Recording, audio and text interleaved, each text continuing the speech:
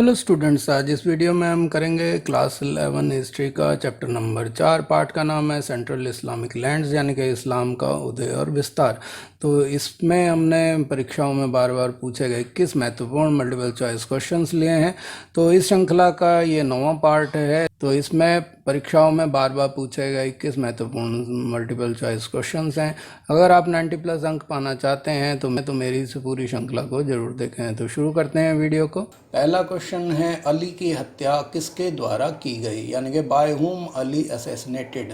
तो option A है Muawiya, B है खरजिक, सी है बेडोस और डी है उपरोक्त में से कोई नहीं।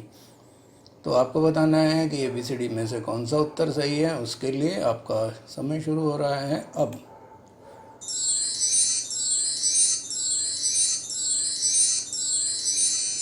तो इसका जो सही जवाब है वो है बी, खारजिक। तो ये एक खारजिक थे या खरजी थे।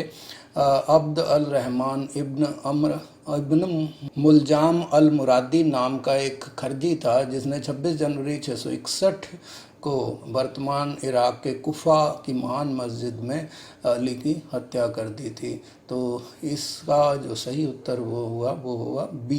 क्वेश्चन नंबर 2 है, जक़ात एक डैश था, यानी कि zakat was an obligatory a dash. तो ऑप्शन ए है कृषि कर, यानी कि एग्रीकल्चर टैक्स, बी है दान या खैरात कर, यानी कि अल्म्स टैक्स, और सी है धार्मिक कर यानी कि रिलीजियस टैक्स, और डी है व्यापार कर यानी कि ट्रेड टैक्स। तो आपको बताना है ABCD में से कौन सा उत्तर ठीक है।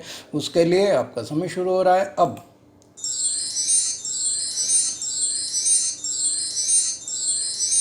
तो इसका जो सही जवाब है वो है बी, दान या खैरात कर। क्वेश्चन नंबर 3 है, खलीफा जिसके शासनकाल में हिजरी की स्थापना हुई थी, वह उनका नाम बताना है उस खलीफा का जिसमें हिजरी की स्थापना हुई। The khalifa during whose reign the Hijri was established was. तो option A Abu Bakr, B है मोहम्मद, सी है उस्मान और डी है उमर। तो आपको बताना है ABCD में से कौन सा उत्तर ठीक है। उसके लिए आपका समय शुरू हो रहा है अब।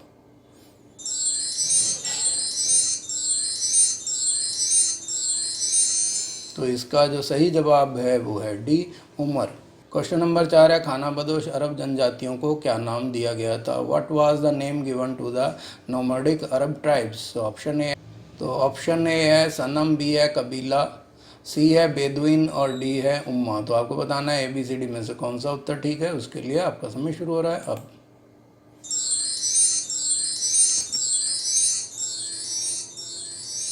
तो इसका जो सही जवाब है वो है सी, बेदुइन। तो इन खानाबदोश जनजातियों को, अरबी जनजातियों को बेदुइन कहा जाता था। क्वेश्चन नंबर 5 है, इस्लामी इतिहास में अर्ध ऐतिहासिक कार्य सिरा है, यानी कि सिरा को क्या कहते हैं।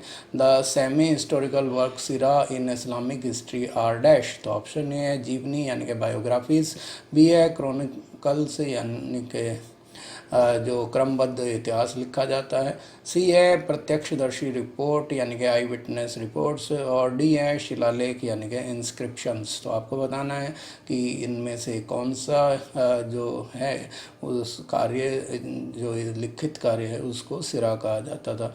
तो इसके लिए आपका समय शुरू हो रहा है।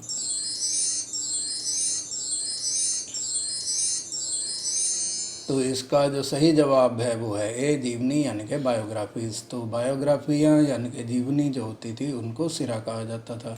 क्वेश्चन नंबर 6 है, इस्लामी सिक्का किसने पेश किया, यानी कि who introduced an Islamic coinage. तो ऑप्शन ए है अबू बकर, बी है अब्द अल मलिक, सी है उस्मान और डी है उमर। तो आपको बताना है कि किसने सबसे पहले इस्लामी सिक्का शुरू किया। उसके लिए आपका समय शुरू हो रहा है अब।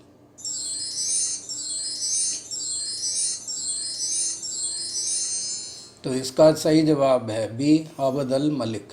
क्वेश्चन नंबर 7 है, वह महिला सूफी संत जिन्होंने अपनी कविताओं में ईश्वर से जुड़कर ईश्वर के प्रति गहन प्रेम का उपदेश दिया था, वो कौन थी। The women Sufi Sant who in her poems preached intense love for God by uniting with God was। Option A है राबिया, बी है ऐशा, सी है फातिमा और डी है खादिजा। तो आपको बताना है ABCD में से कौन सा उत्तर ठीक होगा। उसके लिए आपका समय शुरू हो रहा है अब।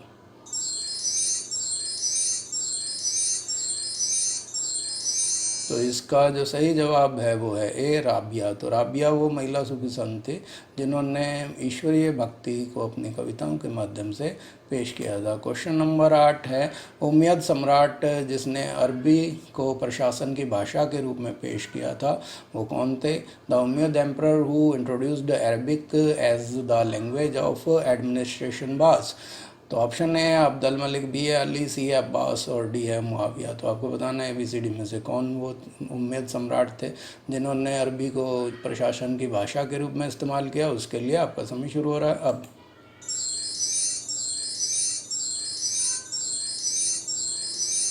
तो इसका जो सही जवाब है वो है ए अब्दुल मलिक।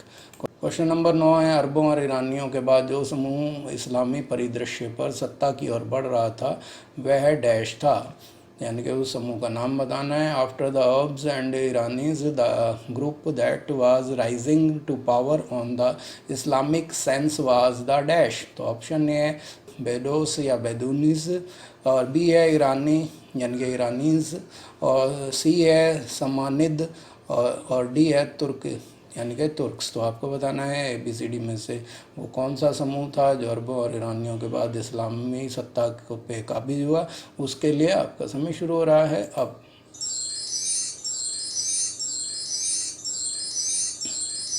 तो इसका जो सही जवाब है वो है डी तुर्क। क्वेश्चन नंबर 10 है, पैगंबर मोहम्मद के मक्का से मदीना में उनके अनुयायियों के साथ 622 CE यानी कि 622 ईस्वी में प्रवास को डैश कहा जाता है। Prophet Mohammad migrate from Mecca to Medina with his followers in 622 CE is called dash. तो ऑप्शन ए है हिजरा, बी है काबा, सी है मक्का और डी है खलीफा। तो आपको बताना है यहाँ पर खालिस्तान पर क्या आएगा। उसके लिए आपका समय शुरू हो रहा है अब।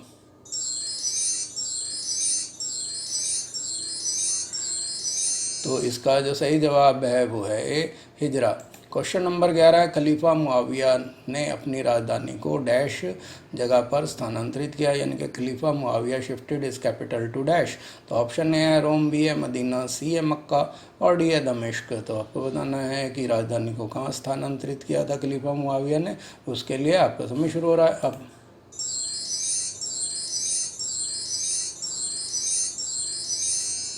तो इसका जो सही जवाब है वो है डी दमिश्क। क्वेश्चन नंबर 12, अली के अनुयायी डैश और गैर अनुयायी डैश कहलाते थे। The followers and non followers of Ali was called dash and dash.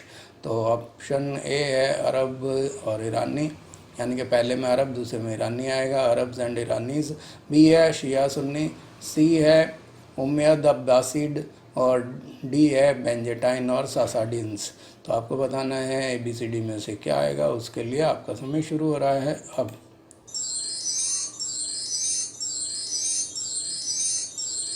तो इसका जो सही जवाब है वो है बी सिया और सुन्नी, यानी कि तो इसका मतलब यह है कि अली के अनुयायी सिया और जो उनके अनुयायी नहीं थे यानी कि वो उनको खलीफा नहीं मानते थे वो सुन्नी कहलाते थे। क्वेश्चन नंबर 12 है, उस्मान डैश थे, यानी कि उस्मान वाज द डैश।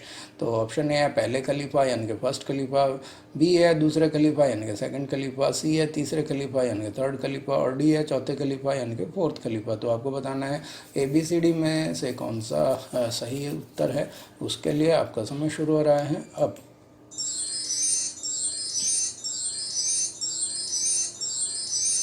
तो इसका जो सही जवाब है वो है सी तीसरे खलीफा। तो उस्मान जो थे वो तीसरे खलीफा थे। ऊंट की लड़ाई डैश के बीच लड़ी गई थी, यानी कि battle of the camel was found between dash. तो ऑप्शन ए है उमय्यद और अब्बासिड यानी कि उमय्यद एंड अब्बासिड्स, बी है अबू मुस्लिम और मारवानी यानी कि अबू मुस्लिम एंड मारवा, और सी है अली और आयशा, अली एंड आयशा, और डी है सिया और सुन्नी यानी कि सियाज एंड सुन्नीस। तो आपको बताना है ABCD में से किन के बीच में ऊँटों की लड़ाई यानी कि बैटल ऑफ कैमल लड़ी गई थी। उसके लिए आपका समय शुरू हो रहा है अब।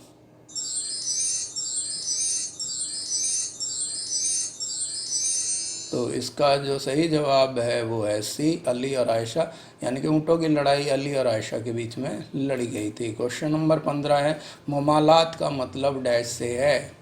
मुमालात इज मेंट बाय डैश। तो ऑप्शन ए है वाणिज्यिक लेन देन यानी कि कमर्शियल ट्रांजैक्शंस। बी है सामाजिक मामलों से, इसका मतलब है यानी कि सोशल अफेयर्स से। सी है राजनीतिक विचार यानी कि पॉलिटिकल कंसिडरेशंस। और डी है धार्मिक मामले यानी कि रिलीजियस अफेयर्स। तो आपको बताना है ABCD में से किसके लिए मामलात शब्द प्रयोग किया जाता है, उसके लिए आपका समय शुरू हो रहा है अब।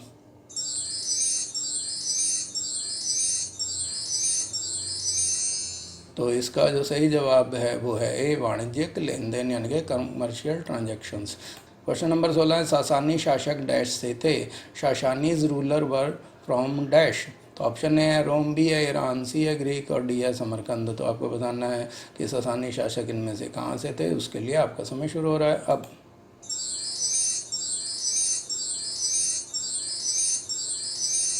तो इसका जो सही जवाब है वो है बी ईरान। क्वेश्चन नंबर 17 है केंद्रीय इस्लामी भूमि से परिचालित तांबे के सिक्कों को डैश कहा जाता था, यानी कि copper coins circulated in the central Islamic lands were called dash. तो ऑप्शन ए है दिनार यानी कि दिनारियस, बी है फुलूस, सी है दिरहम और डी है द्रचम। तो आपको बताना है ABCD में से कौन सा उत्तर ठीक है, उसके लिए आपका समय शुरू हो रहा है अब।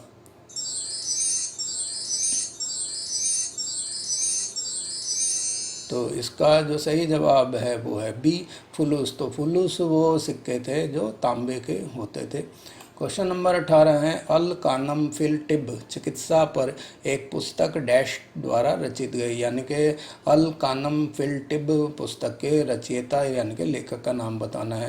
अल Qanun fil Tibb a book on medicine was composed by dash. तो ऑप्शन ए है इब्न सीना, बी है उमर खयाम, सी है अलबरूनी और डी है बायजीद बिस्तामी। तो आपको बताना है किसने ये पुस्तक लिखी, उसके लिए आपका समय शुरू हो रहा है अब।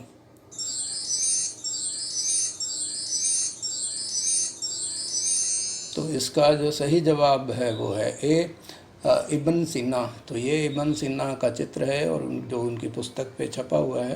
क्वेश्चन नंबर 19 है संचार में साहित्यिक और सांस्कृतिक परिशोधन के स्तर को डैश के रूप में बताया गया है, यानी कि a level in literacy and culture refinement in communication is settled as dash. तो ऑप्शन ए है नज्म, बी है रुबाई, सी है अदब और डी है फिलोसफा। तो आपको बताना है ABCD में से क्या आएगा, उसके लिए आपका समय शुरू हो रहा है अब।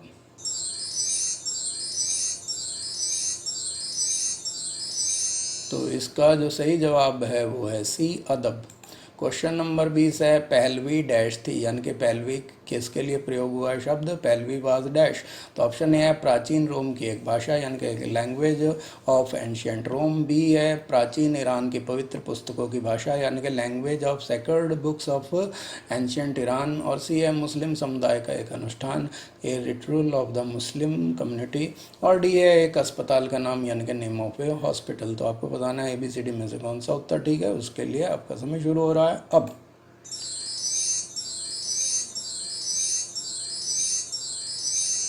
तो इसका जो सही जवाब है वो है बी प्राचीन ईरान की पवित्र पुस्तकों की भाषा यानी कि language of sacred book of ancient Iran. अब इस वीडियो का लास्ट क्वेश्चन है क्वेश्चन नंबर 21 बेतल किम्मा डैश था, यानी कि बेतल किम्मा किसे कहते थे। तो बेतल किम्मा वाज डैश। तो ऑप्शन ए है एक सभागार यानी कि एन एडिटोरियम, बी है एक आराधनालय यानी ए साइनागोग्यू, और सी है एक मस्जिद है मॉस्क, और डी है एक पुस्तकालय सह विज्ञान संस्थान यानी कि पुस्तकालय और विज्ञान संस्थान एक साथ है a library cum institute of science. तो आपको बताना है बेतल किम्मा किसके लिए प्रयोग किया गया इनमें से, उसके लिए आपका समय शुरू हो रहा है अब।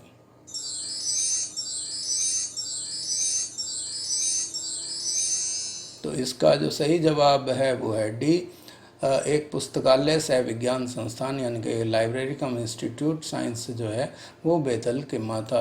इसके साथ ही ये वीडियो खत्म हुआ। आपने जो अपना कीमती समय दिया उसके लिए धन्यवाद। अपना स्कोर कैलकुलेट करके बताइए कि 21 में से आपको कितने अंक मिले हैं। वीडियो पसंद आए तो लाइक का बटन दबाएं, और अगर आप मेरे चैनल पर नए हैं और अभी तक सब्सक्राइब नहीं किया है तो रेड बटन दबा के सब्सक्राइब कर लें और बेल आइकन जरूर दबा दें ताकि आने वाले वीडियोज़ के नोटिफिकेशन आपको मिलते रहें। और इस वीडियो को ज़्यादा से ज़्यादा शेयर करें ताकि और लोग भी इस वीडियो से मिलने वाले ज्ञान का फ़ायदा उठा सकें। धन्यवाद।